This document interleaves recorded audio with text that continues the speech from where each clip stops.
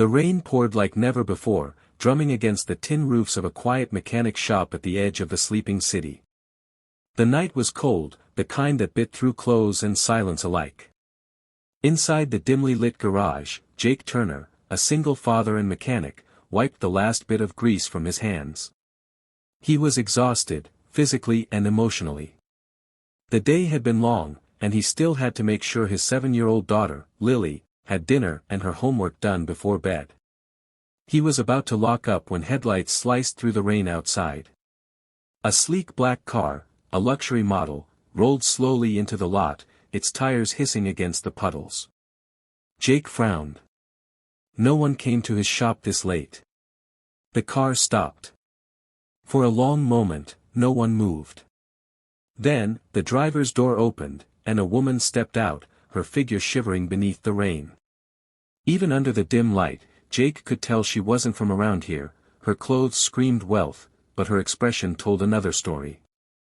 Her face was pale, her eyes red-rimmed, and her hands trembled as she clutched her coat tighter around her. She looked lost, broken. And then, with a fragile voice that cut through the sound of the rain, she whispered, "Can I sleep in your car tonight?" That one sentence froze him. He stared at her, unsure if he heard right. A woman who looked like she belonged in a penthouse was standing outside his rundown garage, asking to sleep in his car. It made no sense. But when he looked into her eyes, he saw something that didn't need explaining: despair. The kind that only comes when life has ripped away everything you once thought was certain. Backhand index pointing right. If you believe in kindness, in second chances, and in the power of humanity, please take a moment to like, comment, share, and subscribe. Your support helps more stories like this reach hearts that need them. Jake didn't ask questions at first. He just nodded, motioning her inside the garage to get her out of the rain. She hesitated, then followed him quietly. The light flickered above them, revealing her soaked hair and trembling hands. He offered her an old towel, and she murmured a soft, "Thank you." She looked exhausted, like she hadn't slept in days. Her clothes were expensive but wrinkled, her makeup smudged. He could tell she'd been crying. He made her a cup of coffee with the old kettle he kept for late nights and asked gently what had happened. She stared at the cup for a long time before speaking. "Everything," she said finally, voice cracking.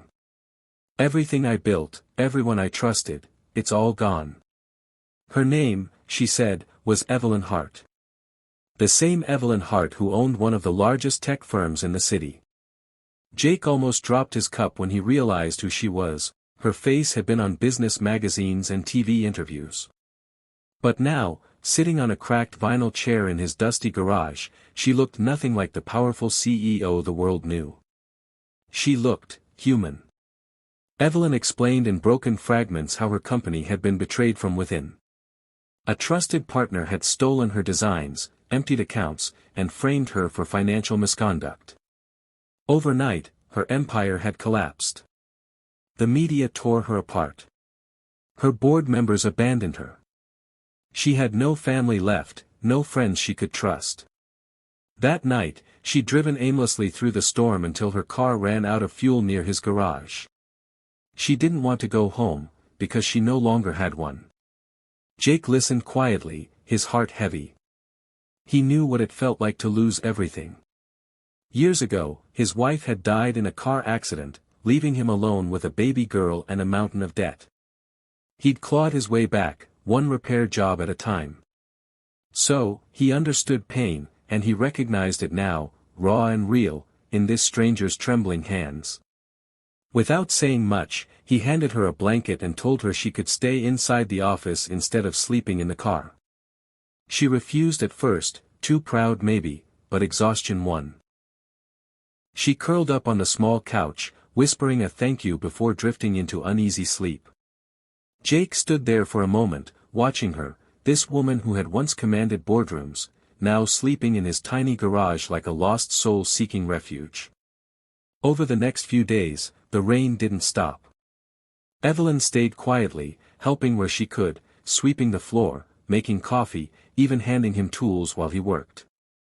She barely spoke, but her presence slowly brought a strange calm to the place. Lily, Jake's daughter, warmed up to her almost instantly. She'd sit beside Evelyn, drawing pictures while asking questions no adult dared to. Why are you sad? Or, do you have kids too? Evelyn would smile faintly and shake her head, eyes glistening. For the first time in weeks, she felt seen, not as a failed CEO, but as a person. Days turned into a week. Jake began to notice small changes in her. The shadows under her eyes lightened. She laughed softly when Lily told her silly stories.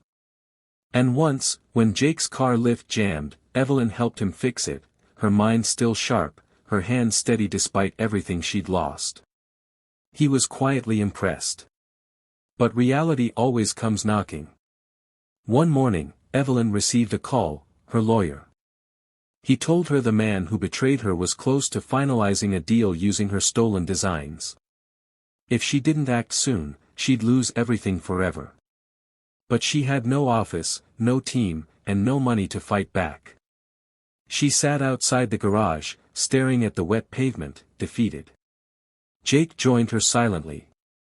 After a long pause, he said, "You built something once. You can build again." She looked at him, almost angry. "It's not that simple, Jake. I've lost everything." He shook his head. "No. You lost people. Money. Status. But you're still here. That's everything." Those words hit her like a spark in the dark. Something stirred inside Evelyn, the same fire that once made her unstoppable. That night, she pulled out an old laptop Jake had repaired for Lily's schoolwork and started typing. She spent hours sketching out new ideas, fresh designs, new software concepts, a new direction. Jake would glance at her from across the room, watching the light return to her face, the determination he remembered from those magazine covers.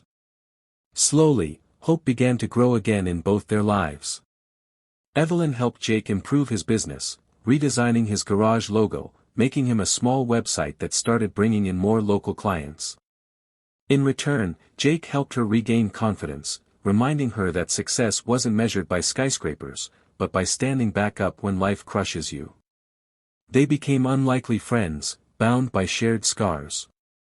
Every evening, they'd sit outside the garage, sipping coffee while Lily played with her toy car nearby.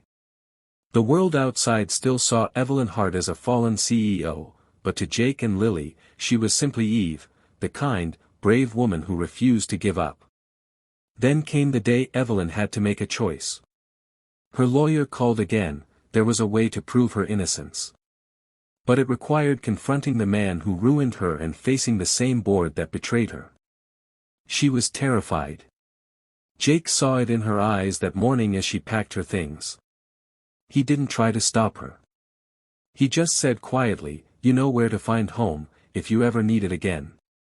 Evelyn looked around the small garage, at the worn tools, the smell of oil and coffee, and Lily's little drawings taped to the wall. It wasn't luxury, but it had given her something she'd forgotten existed, peace. With tears in her eyes, she nodded and left. Weeks passed.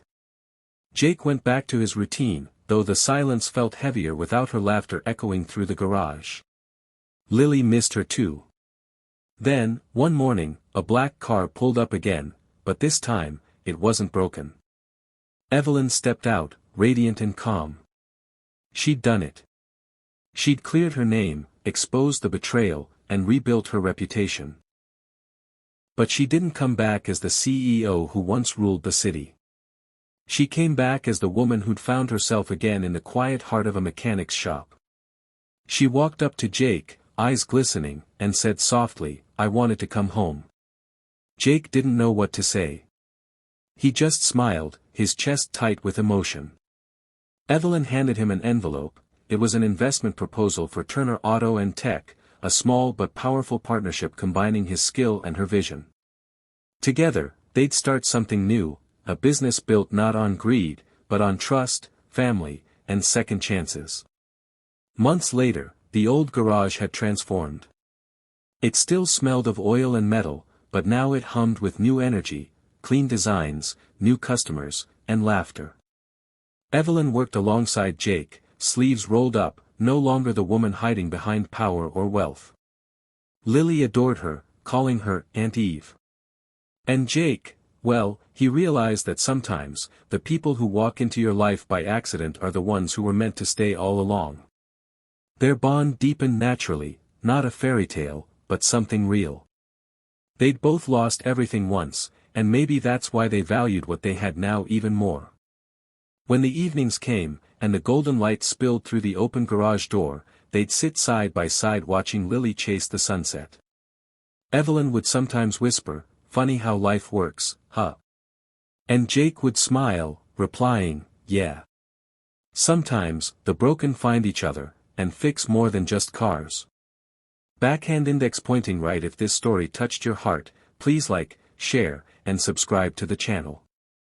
Your one click helps spread kindness and hope in a world that desperately needs it. Speech balloon. Before you go, tell us in the comments, do you believe that second chances can truly rebuild a broken life? And so, the woman who once lost everything found something far greater than success. She found belonging. Not in a skyscraper, not in fame, but in the warmth of a small garage, a kind mechanic, and a little girl's laughter echoing through the night. Sometimes, life doesn't give you what you want, but it gives you exactly what you need.